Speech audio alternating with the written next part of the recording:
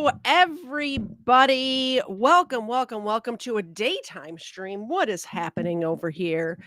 Well, I'll tell you what's happening. I wanted to talk about Joe and Jerry Kane because a movie came out about them. And so we're going to jump right into that. And then after we talk about them and see what's up with those two, it's a father and son, by the way. Some of you may have heard of them. Um, we are going to jump over to Rumble exclusively and see if I can't get this movie to play. And we're going to do a watch party and we're gonna commentate on it as it happens, maybe pause it, maybe talk about it a little bit. I am going to have my the Katie Said Crime Channel has a dedicated sovereign citizen reporter on its staff. So Mr. Kfar will be joining us in a little bit. He's picking the kiddos up from school right now. So he will be joining us hopefully before the movie starts. But I guess let's just jump into it. So Joe and Jerry Kane, this happened in 2010. We'll see. But before that, a lot of the police departments didn't understand or didn't know what sovereign citizens are. So a lot of cops were confused about it. They would get these people that are, talking about color of law and I'm traveling, not driving, all of these things that we hear all the time now. They keep in mind this is 15 years ago, right? So they just really hadn't heard of it yet. But it doesn't mean people were not already getting radicalized. And Jerry Kane, the dad, was actually one of the people who were radicalizing people. He was going around from place to place and trying to I think I'm live on. Do you guys see me on Rumble right now? I'm getting text messages. I don't know when that came through though. Okay. You guys see me on Rumble, right? Yeah. So the people who are on YouTube, I'll put the Rumble link in the chat over here on YouTube. We're going to start here. I'm going to turn off YouTube and we'll go exclusively over to Rumble. So if you're on Rumble, just stay there. You'll see everything that we're seeing. And then we're all going to join you over there. So let's just jump into it. This is a little news piece, a training video for police officers that was made after this incident happened. And the person making this is the father of one of the officers who was killed in this instance.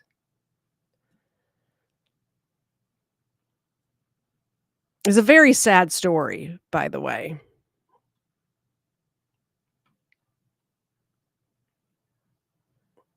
By the way, be advised, viewers, this is horrible stuff we're about to talk about.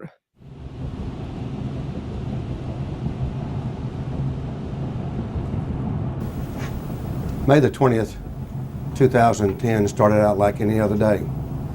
Two veterans of our West Memphis, Arkansas Police Department, Bill Evans and Brandon Powdert, were patrolling the interstate as part of the department's drug interdiction team, something they love to do. They became involved in what seemed to be a routine traffic stop, though I've always warned my officers there is no such thing. But really, how much more routine can you get than pulling over a father and son in what looked like a church bus? My men didn't realize who or what they were dealing with. Neither officer made it home. And one of them was my son. I'm Bob Powdert, Chief of the West Memphis Police Department. My officers, Bill and my son Brandon, didn't realize that there are people at war with this country that are not international terrorists.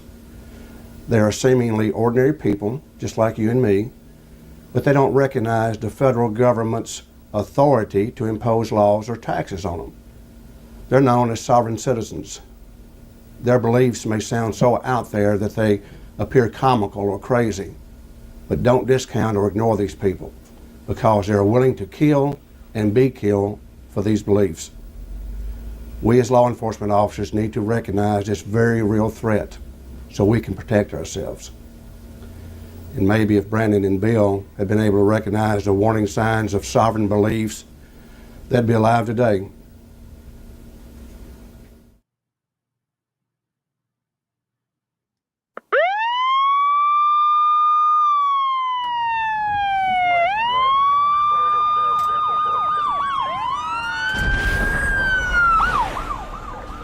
In 1995, 168 men, women, and children were killed in the worst domestic terrorist attack on American soil in our nation's history.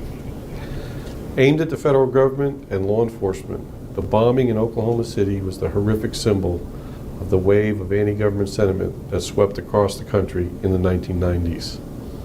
I'm retired ATF Special Agent in Charge James Cavanaugh. I spent more than 30 years with the Bureau of Alcohol, Tobacco, Firearms, and Explosives, and I was there at the beginning of the so-called Patriot movement. I watched in 1992 as the standoff between law enforcement and a white separatist, Randy Weaver, in Ruby Ridge, Idaho, ended with the deaths of a federal marshal and Weaver's wife and son.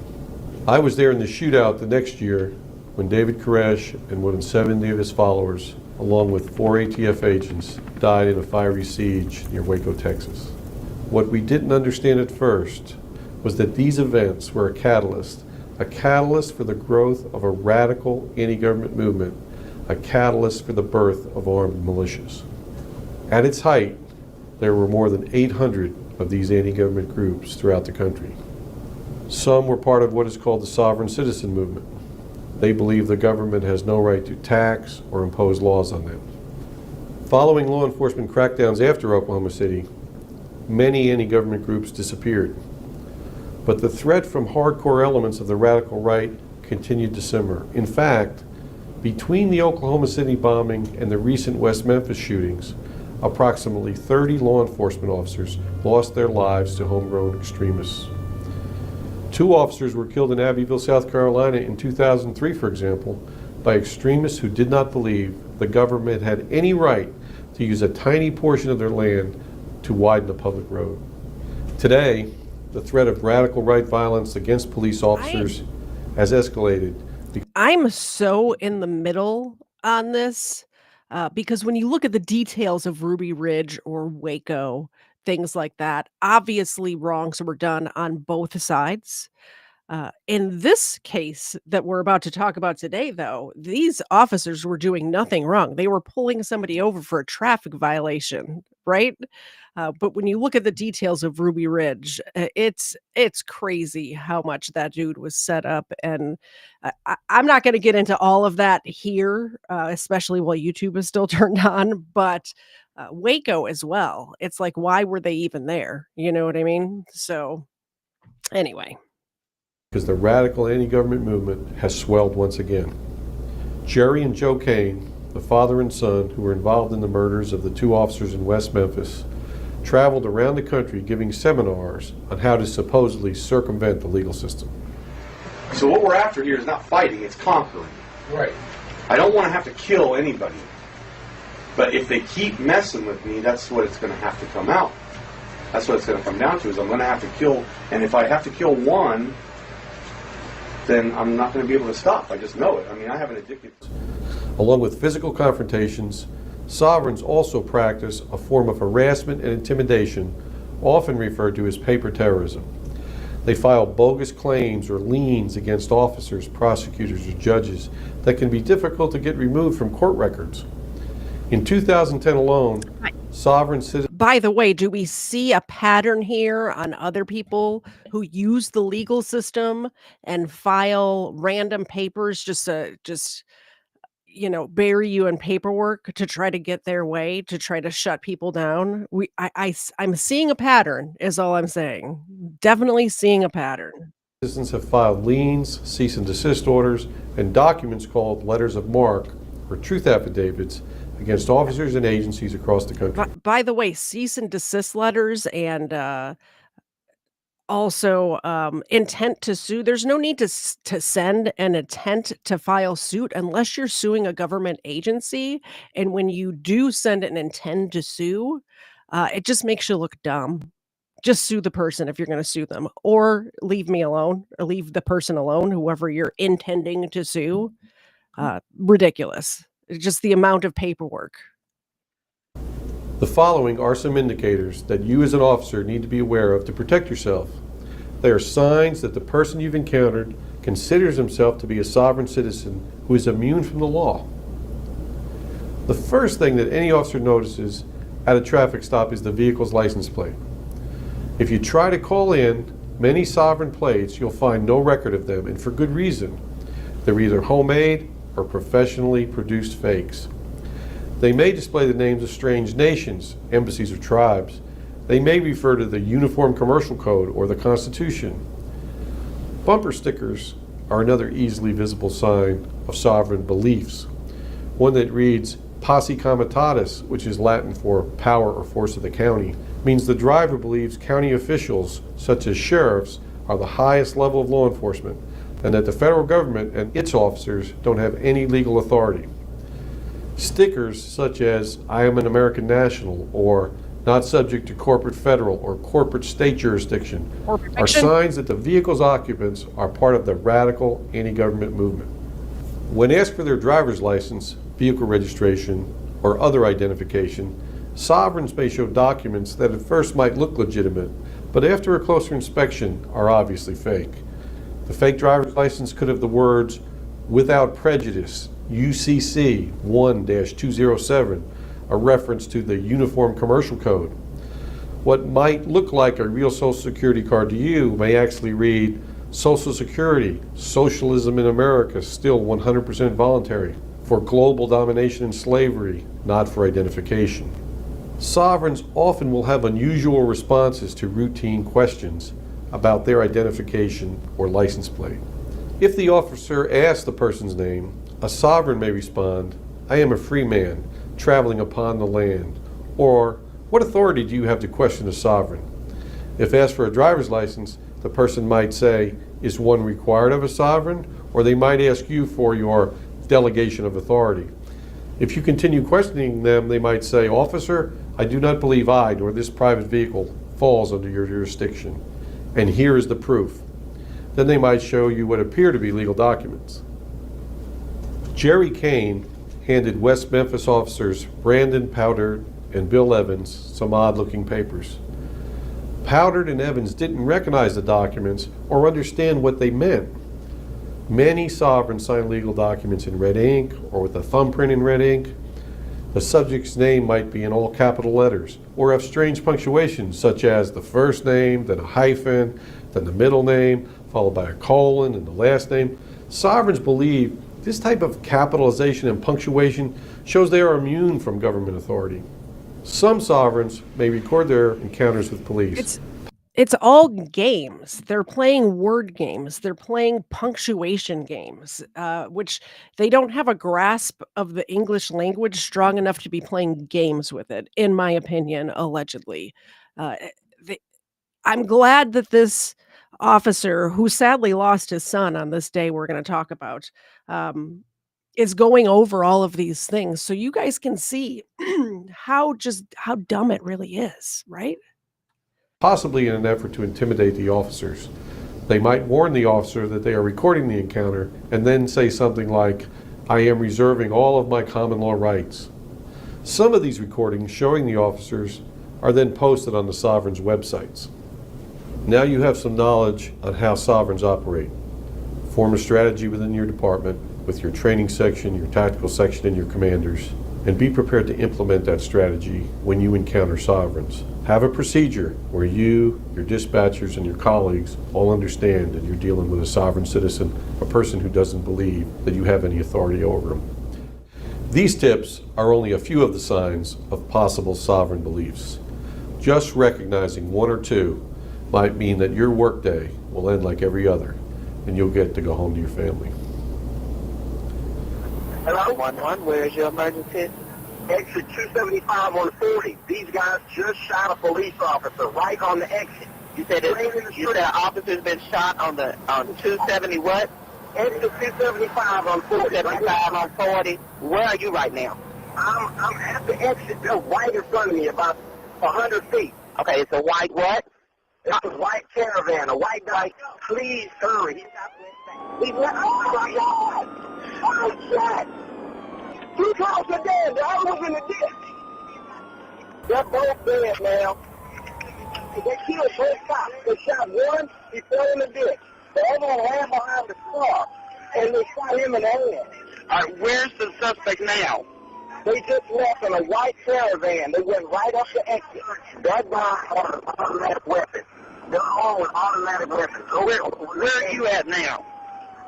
I'm standing right over the top. All right, what kind of vehicle are you in? Well, I'm in a FedEx truck. You can't miss it. It's huge. Tell the cop to come forward. He's coming.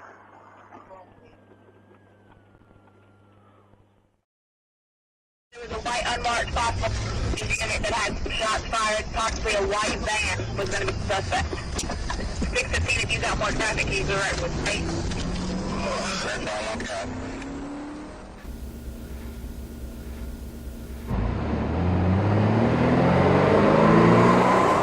Jerry and Joe Kane were finally stopped for good after they killed my son and his partner that day, but not before 2 other courageous officers were injured. We, as law enforcement professionals, face danger every day. We know that's part of our job. Hopefully this video is giving you some new tools to keep yourself safe. No officer should have to die like Brandon and Bill.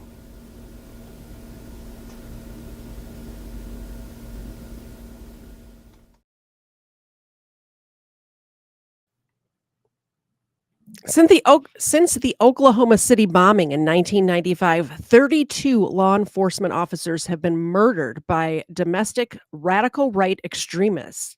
Each death was a unique tragedy.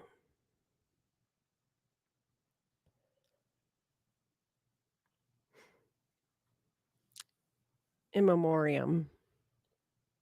Leslie George Lloyd, James Arlen Rowland, Scott Edward Phillips, Ricky Leon Kinchin, Bruce Vanderjet, Josh Bohatch, Robert Sanderson, Eric Bradford Taylor, Dennis Warren Finch, David Frank Mobilio, Dale DeWin Claxton, Kevin Michael Marshall.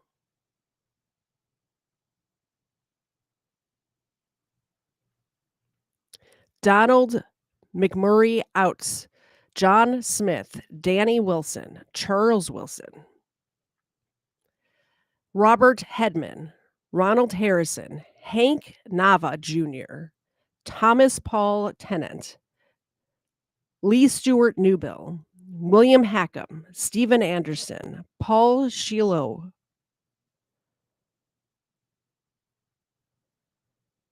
Stephen Mayhale, Stephen Johns, Eric Kelly, Shane Thomas Ditweiler, Bruce Lopez, Bill Evans, Warren York, and Brandon Powdert. It's so sad.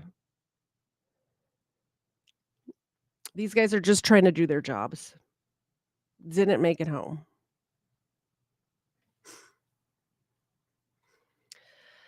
Okay, so if you are watching on YouTube right now, this is very important. I need you to go over to Rumble. I'm going to put the link in the chat again right now because we're about to turn off YouTube. We're about to turn off YouTube. So come over to Rumble. We're over there live right now, just like we are here. If you're on any of the other places, go over to Rumble. I'm turning off YouTube and we're going to look at this movie that just came out about this case. Okay. So get out of here. Go. I still see you here. I can see you. There's 19 of you on YouTube right now. Go over to Rumble. Half of you. Shoo. Go. Get out of here. Rumble.com. Just type Katie Z into the search. You'll find it.